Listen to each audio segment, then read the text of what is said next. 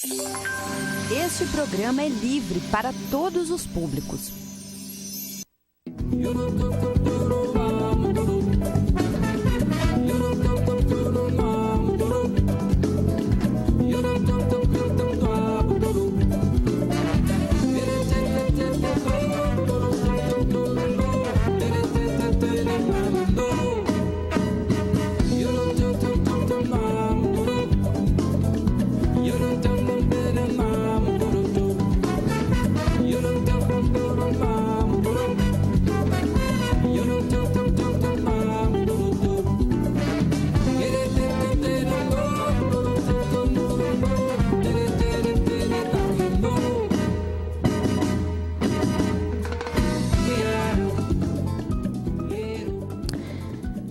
Bem, 11 horas, 3 minutos. Muito bom dia a todas e todos. Paralelo 30 no ar, este que é mais que um programa de rádio. Um espaço para debater e expressar opiniões e que conta com o apoio cultural e fundamental da APTA FURG Sindicato, fazendo sempre mais que a sua parte. O nosso muito bom dia, o agradecimento a quem nos acompanha pela 106,7 FM, pelo canal 15 da NET na FURG TV e também quem quiser acessar o www.furgtv.furg.br, tem ali a transmissão ao vivo da programação da FURG TV. Bom dia, Rafa. Muito bom dia. Bom dia, André, que nos coloca no ar pela TV, Gustavo, que opera as câmeras. A Érica deu uma saidinha aí, a Érica da produção do programa. Estão aqui conosco, já está o convidado, à minha esquerda na mesa, Rova Castro. Bom dia, vereador. Bom dia, Deca. Bom dia aos ouvintes e telespectadores da TV FURG, do Paralelo 30. Bom dia a todos e toda que saiu, né? Que está aqui conosco, que estão aqui trabalhando conosco no estúdio. É sempre um prazer estar aqui mais uma vez neste programa. Coisa boa. E registrar aí estão no background presença de Luciano Lobato, Ira Damasceno, estão aí assessorando, nos apoiando. E hoje, bem, já estava combinado, a gente tem trazido, né, reiniciamos, posso dizer assim, abrir espaços para que os vereadores e as vereadoras venham aqui, para que a gente possa dialogar, compreender, trazer para quem ouve e assiste o Paralelo, tanto os projetos, as ações e a realidade, né, do nosso Legislativo Municipal. Rovan foi convidado para isso, porém, ontem tivemos ali no STF o julgamento do pedido de habeas corpus do ex-presidente Luiz Inácio Lula da Silva. E não temos como deixar de falar nisso. Hoje não é o tema e a pauta central deste programa, desta edição, mas sim vamos passar por esse assunto hoje, porque certamente tem a ver com as lutas do mandato do vereador e, obviamente, tem a ver com as lutas deste programa de rádio Paralelo 30. Bem, eu vou trazer um pedido de divulgação, Rafinha. O Rafa tem algumas agendas para fazer também. Uma coisinha curta aqui. Tá. Não sei se tu quer começar por aí, começo eu por aqui. Tanto faz. Eu vou trazer um pedido de divulgação do Marcelo Studinski, então, tá? Vamos lá.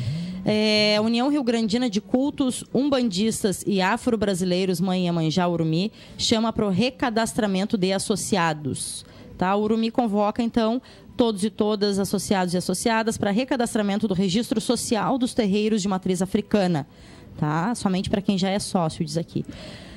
O não comparecimento implica na perda de categoria de sócio, para tanto, devem comparecer ao local de recadastramento a pessoa responsável do terreiro associado para regulamentação do cadastro, munidos de uma documentação que está aqui, eu vou citar, cópia RG CPF de todos os membros da diretoria do terreiro, liderança religiosa, presidente, secretário e tesoureiro.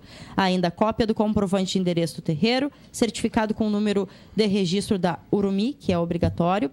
E aí tem as datas aí do plantão de recadastramento da Urumi, que é dias 13 e 14 de abril, sexta e sábado, 20 e 21 de abril, 27 e 28 de abril e depois 4 e 5 de maio. Tá? Todas essas datas, sexta e sábado. O horário de atendimento é 2h30 às 7 horas, 2h30 da tarde às 7 horas da noite. No Barracão de Xangô, na rua Abdala Nader, número 379, no bairro Getúlio Vargas, em Rio Grande. Tá bem?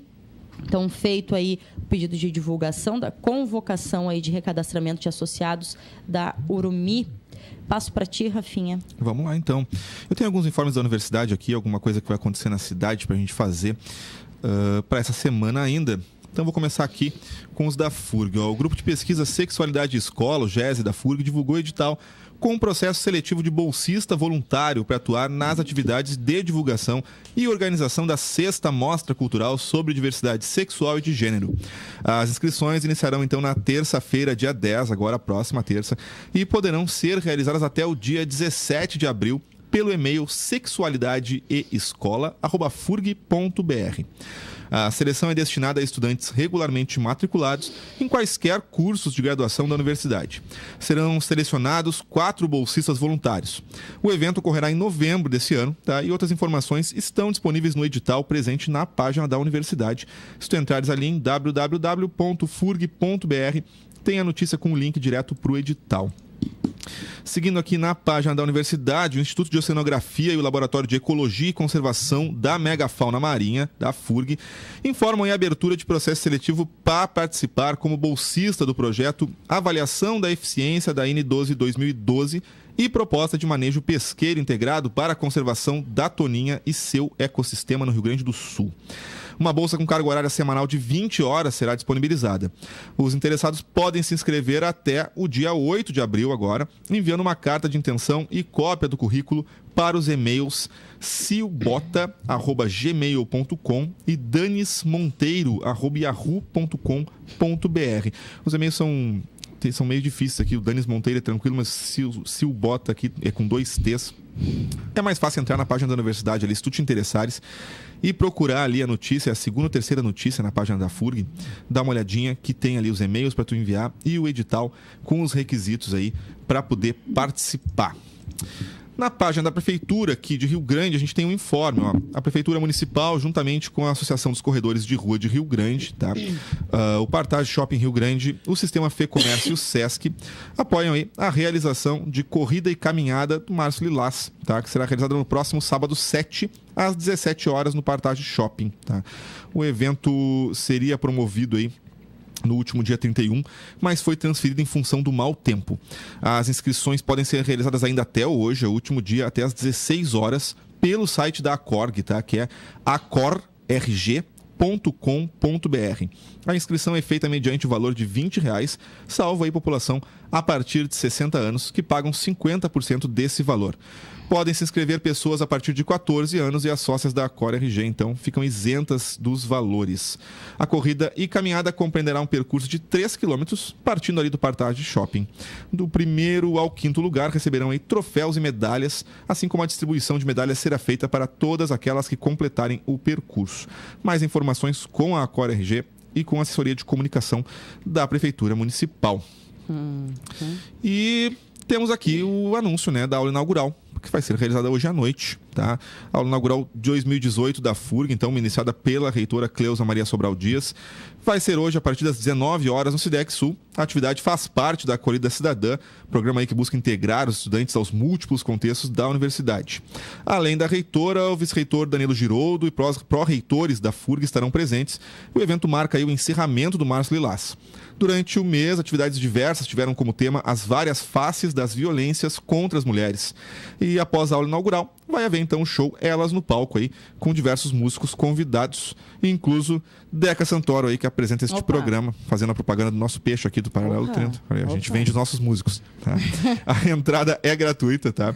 E todos os momentos aí, tanto a aula inaugural quanto o show, serão transmitidos ao vivo pela FURG TV no canal 15 da NET e pela página da FURG no Facebook. Então fica o convite para as pessoas prestigiarem aí tanto a aula inaugural quanto o show posterior à aula aí do Elas no Palco. E antes das 7 tem o muito início do curso, né? E cada vez mais necessário a gente falar e que as pessoas, dentro das suas possibilidades, participem, tá? É o ciclo de debates, né? O curso promovido ali por vários professores da universidade, o golpe de 2016 e seus efeitos para a democracia e a educação no Brasil. A programação começa hoje, dia 5, às 5 da tarde, às 17 horas, tá? E quem ministra a primeira aula é o professor Cristiano Engel, com o tema Ódio à Democracia e Desigualdade Social. Tá bem?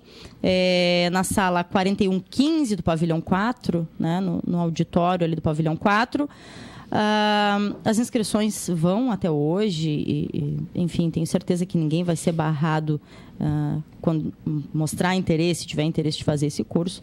Pode escrever para o e-mail golpe2016furg@gmail.com e chegando lá na hora, tenho certeza que também vai ser acolhido ou acolhida, tá? Muito bem. Rafa, são 11h13, eu preciso trazer rapidamente, tá? E sugiro que a gente tire a primeira música. Ok. Tá? Por quê? Porque precisamos falar, para além dessas agendas importantes de hoje, do que aconteceu na madrugada aí da noite de ontem, do dia de ontem, né? Até a madrugada de ontem para hoje. Por 6-5, a STF nega habeas corpus a Lula. Tá? E a corte decide que o presidente pode ser preso após recursos serem julgados pelo TRF4. A manchete ainda traz que a Rosa Weber foi voto essencial, obviamente. Eu vou trazer alguns trechos aqui, tá? O Supremo Tribunal Federal negou em votação iniciada na tarde de ontem, quarta-feira, e concluída apenas no início da madrugada dessa quinta, então, negando o habeas corpus ao ex-presidente Lula. A decisão tomada por 6-5 permite que seja decretada a prisão de Lula, mas a defesa ainda tem prazo para apresentar embargos de declaração ao TRF4, tribunal que confirmou em segunda instância a condenação do ex-presidente. Há, porém, a possibilidade de Moro decretar a prisão sob o argumento de que o acórdão do julgamento não foi modificado. A votação do STF, foi marcada antes mesmo de começar, isso é importante destacar, pelas pressões e ameaças veladas, manifestadas pelos líderes do alto comando militar, encabeçados pelo general Eduardo Vilas Boas, comandante do Exército. Oficiais de alta patente fizeram uma blitz em redes sociais para afirmar de modo indireto que só aceitariam o resultado da corte, a derrubada do pedido de habeas corpus para Lula.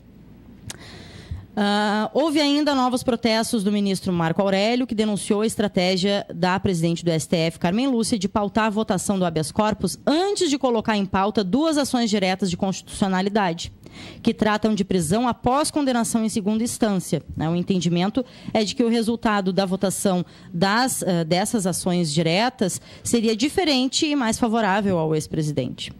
Aí, abre aspas, que isso fique nos anais do tribunal. Vence a estratégia. O fato de Vossa Excelência não ter pautado as ações diretas, afirmou. Bem, ainda, sobre a pressão dos militares, coube ao decano da Corte, ministro Celso de Mello, responder, abre aspas, insurgências de natureza pretoriana, à semelhança do ovo da serpente, descaracterizam o poder civil ao mesmo tempo em que o desrespeitam, afirmou em tom duro o ministro que cutucou os militares em diversos momentos do julgamento. A defesa do Lula tentou impedir que Lula seja preso antes das votações dessas ações diretas de constitucionalidade, mas não teve sucesso, por óbvio. Por decisão da maioria, a liminar que impedia a prisão do ex-presidente também perdeu a validade. Enfim, a matéria traz aqui um pouco sobre a ministra Rosa Weber e traz várias outras questões, diz o que acontece agora. Acho que a gente pode trazer até, em alguns momentos do programa, mais informações, mas vou passar para o Rovan e, obviamente, não vou pedir uma análise técnica, porque não é para isso que o vereador está aqui. Não é da área do direito, mas é um sociólogo, correto, vereador Rovan? Aí que tu te enganas. Aí que tu te Eu fui enganas. até o 2º ano de Direito. Então, além de sociólogo, ele cursou Direito. E quero voltar. Ainda, por enquanto, não Por tenho necessário tido nesse momento, né? tempo, né? Depois que fui para a Câmara, acabei trancando o curso de Direito. Não Mas tenho muito tempo. gosto, assim, acho interessante, acho necessário, né? Nós termos... Todo mundo ter o conhecimento jurídico, né? Sim. A questão das ações declaratórias, que não foi posta em análise e que é um novo entendimento aí do STF desde 2016, pós-Lava Jato, né? Sim. Porque antes não ficavam protelando e acabava por, né, por não ter efetivado as penas, né? Mas ontem nós tivemos também o julgamento do habeas corpus do presidente Lula. E eu acho que as questões técnicas acabam sendo secundárias, né, Deca? Sim. Porque o que nós estamos observando em termos de país, né, desde o golpe na presidenta eleita legitimamente com 54 milhões de votos, presidenta Dilma, é um absurdo, né? É um absurdo para dizer o mínimo. E aí nós talvez possamos perceber, e aqui eu não quero levantar falsas suspeitas contra ninguém, ainda mais contra a Suprema Corte, mas a gente fica pensativo, né? O que o Jucá quis dizer estancar a sangria com o STF e tudo. Isso aí não é o Rovan que está falando, isso, né, tem gravações.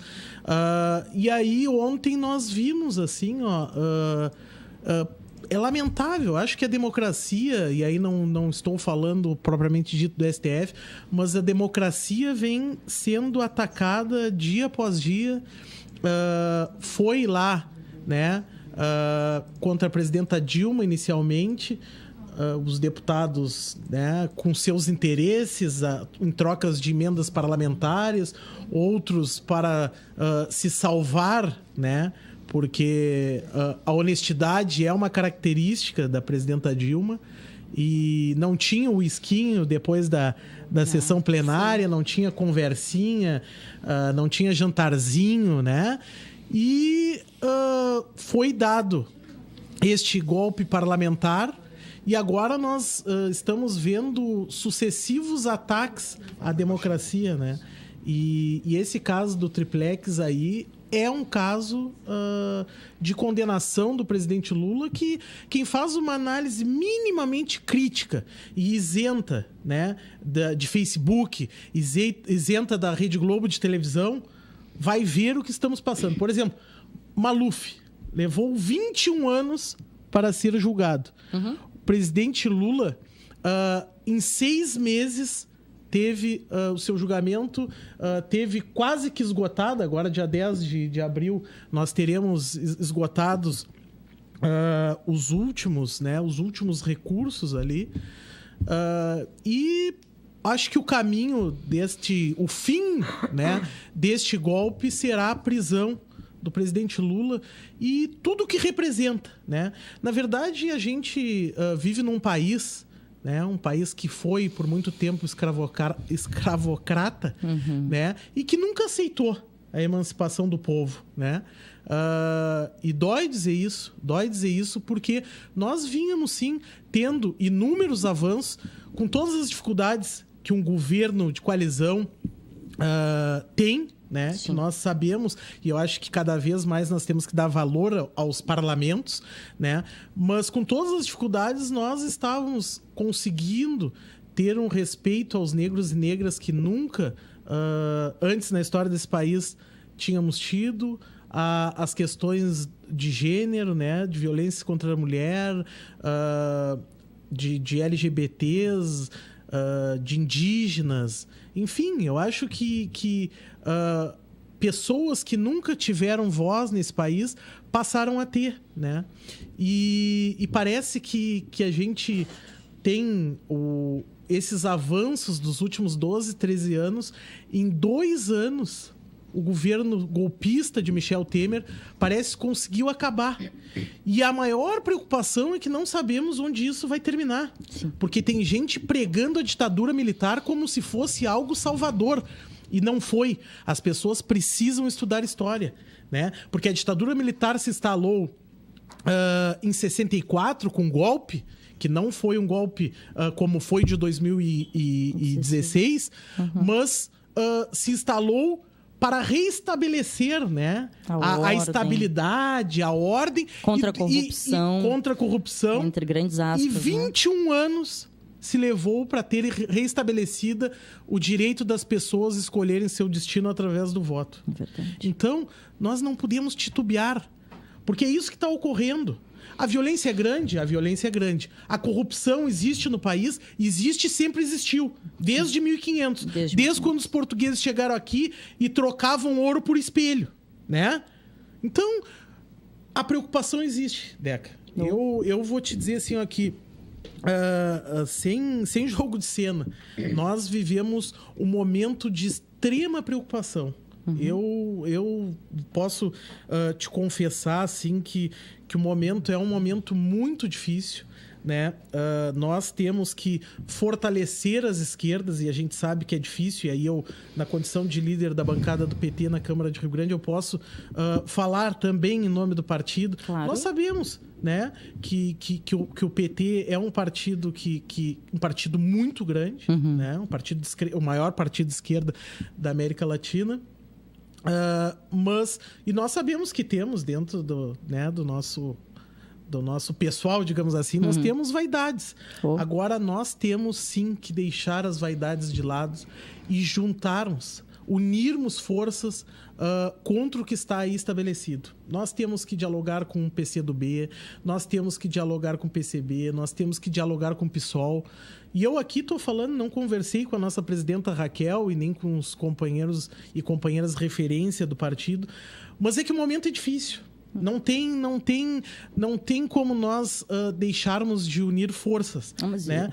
Porque as pessoas, infelizmente, daqui eu já vou passar para ti, mas as pessoas, infelizmente, não estão observando o momento que nós estamos vivendo. Parece que nada está acontecendo, e aqui eu quero parabenizar este curso aqui, um projeto de extensão do Instituto de Educação da Universidade Federal do Rio Grande. Já vi pessoas como Cristiano Engel, aqui o Leonardo Dornelles, o Márcio Caetano, entre outros Carlos e outras. Machado, que né? Carlos Machado, enfim, entre outros e outros. Aqui não vou citar todo mundo, mas passei o olho aqui e vi. Quero parabenizar todos e todas envolvidos e envolvidas. Porque isso aqui é resistência, né? É resistência, e eu quero aqui ressaltar a coragem dessas pessoas, tá? Porque não é fácil, numa estrutura como a universidade, que a gente sabe que tem a reitora eleita legitimamente, mas que sofrerá as pressões do MEC, sofrerá as pressões desse governo golpista, que inclusive está reduzindo. E ontem eu recebi no nosso gabinete um estudante de física que foi lá pedir para nós intercedermos de alguma forma ou acharmos alguma solução, porque ele não tem passagem para ir estudar e não tem alimentação. Foi lá pedir esses 2 auxílios. Eu liguei prontamente para a pró-reitora,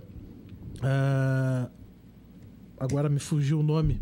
É Galtério, a de Daiane Galtério. Daiane Galtério, que faz um excelente trabalho e sempre nos atende muito bem na pauta do Passe Livre Intermunicipal. Nos atendeu, nos abriu as portas da pró-reitoria, e ontem também foi muito solícita, assim, ó, é uma grande parceira que nós temos.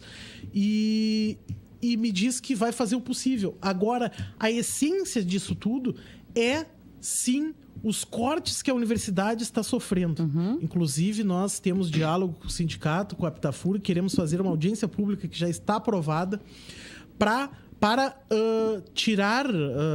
daqui é muito difícil tirar soluções, mas nós termos o entendimento, e para que as pessoas tenham o entendimento do que representam esses cortes na assistência estudantil, porque não adianta. Nós, no governo Lula, no governo Dilma, se abriu inúmeras vagas, né, para a expansão da universidade. Agora, se nós não tivermos verbas para assistência estudantil, nada adiantará. Nós retiraremos, mais uma vez, o filho do pobre, o filho do trabalhador e da trabalhadora das universidades. Sim. E isso nós não podemos permitir. Isso é mais um retrocesso. Então, eu quero aqui parabenizar esses professores e professoras que, com coragem, fazem esse curso de extensão. É isso mesmo. Lembro que o Cristiano Engel, que ontem compartilhou que a Universidade Federal de Pelotas está também com um curso semelhante, que segue exemplo de várias outras universidades federais aí pelo país. E sim, é importante dizer que não necessariamente é uma iniciativa institucional, né, das universidades. Que bom que fosse, mas sabemos que as universidades federais estão diretamente ligadas ao MEC e o MEC está submetido, faz parte do governo golpista de Michel Temer. Então, a iniciativa autônoma e sim, obviamente coletiva, né, de alguns professores e professoras se unirem, alunos, enfim, se unirem e fazerem os cursos, está sim aumentando, está sim se intensificando, embora a luta esteja sim cada vez mais pesada, né, Rovan? Embora as pessoas estejam sim adoecendo e cada vez mais cansadas, porque de fato é isso que a gente tem visto. E o golpe lá no início dos cortes de investimento em saúde, educação, assistência social, que a gente dizia que o plano era e é torpe e é para adoecer a população, não só quando se corta diretamente investimentos nessa área, mas cada passo do golpe é para adoecer o povo, né? E a gente tem visto isso. Quem, né, peço, sugiro, provoco a avaliação, né? Quem não olha para o lado e vê os seus adoecendo, porque isso está acontecendo, gente. Pode ficar à vontade. E é verdade, né, que as pessoas voltaram a passar fome. Sim. E a Câmara de Vereadores é o para-choque, né? As pessoas se socorrem na Câmara. Historicamente foi assim, nós mudamos dia após dia. Eu acho que não é papel do parlamentar dar sacolão, não é papel do parlamentar dar a passagem de ônibus, mas nós voltamos, coisa que até 2014, início de 2015, nós não tínhamos, né? As pessoas já sentiram com a questão do polo, né? A desmobilização do polo, mas em 2016, a partir de 2016, nós começamos a sentir com muita força, e o ano de 2017 foi muito difícil. As pessoas voltaram em 2017 a pedir alimentação, né? Que é uma coisa tão básica para a sobrevivência humana. Mas, com certeza, Deca, as pessoas estão adoecendo, e aí, nesse ponto que eu quero pegar, eu não vou citar nomes para não esquecer de nenhum companheiro e companheira, mas eu quero citar a questão dos sindicatos, né? E aí eu poderia citar Sinterg, CEPERS, a própria Aptafurg, a Aprofurg, os portuários, enfim, Sindicato da Alimentação. Tem inúmeros sindicatos que compõem juntamente com outras entidades e com outras pessoas à frente, né? Brasil Popular. Mas o momento agora é de mobilização popular. As pessoas não podem achar que outras vão fazer por elas, né? Não tem mais espaço para isso, gente. Nós estamos chegando, ou já chegamos, melhor dizendo, no limite, né? E a prisão do Lula representa, né, que ainda não foi decretada, mas o juiz, o Moro, pode decretar nos próximos dias. Juiz que, ao meu ver, um juiz de primeira instância, não tinha capacidade para julgar o ex-presidente Lula. E aí, quando eu falo de capacidade, quem sou eu para falar de capacidade técnica? Mas um juiz que tinha ligação sim com o PSDB, por exemplo. Comprovadamente. Né? Comprovadamente. Que não foi por convicção, tinha comprovado. Era prova, era foto. E que sai em fotos de cochiche com Aécio Neves do PSDB, com Michel Temer, com outros políticos investigados na Operação Lava Jato. Sim. Então não tinha a mínima condição de julgar o presidente Lula, um juiz pirotécnico, né? Sim. O juiz dos holofotes, das câmeras. Então, é preocupante. É preocupante a situação, né, que se encontra o nosso país, e nós só poderemos sobreviver com mobilização popular. E aí eu quero te dizer o seguinte, né? Infelizmente, na ditadura militar, e aqui quando se fala, hoje tá talvez fora de moda falar no Império Americano, né? Mas quando se falava lá anteriormente na história, ninguém acreditava. Depois se soube que a Globo apoiou a ditadura militar, que os Estados Unidos estavam diretamente ligados à ditadura militar, né? Por questão econômica, né? Atacando a soberania nacional brasileira. Então, de novo, eu quero chamar isso. Nós temos interesses, o pré-sal é um dos interesses. Nós temos interesses estrangeiros, né, incidindo dentro do nosso país. E aí nós já não sabemos. O PSDB, o PMDB, o PP e outros partidos de direita, outros partidos conservadores, não conseguiram criar, né, um candidato para se opor ao presidente Lula e tudo que ele representa. E aí só restou o golpe. Quem é o candidato deles? Eles não têm. Eles tinham que ter se preparado melhor. Para ganhar jogo, nós não temos que atacar, agredir o adversário, nós temos que preparar um bom jogador. E eles não têm. Então, não tendo esse jogador, eles querem dar cartão vermelho para Luiz Inácio Lula da Silva e impedi-lo de concorrer à eleição. E eu preciso registrar uma coisa que lembrei e passou e lembrei de novo. Sei que já está na hora, Rafinha. Mas só assim, sobre a ministra Carmen Lúcia.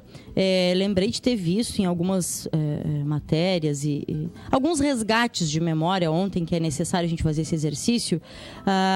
E estou aqui como leiga falando isso, tá?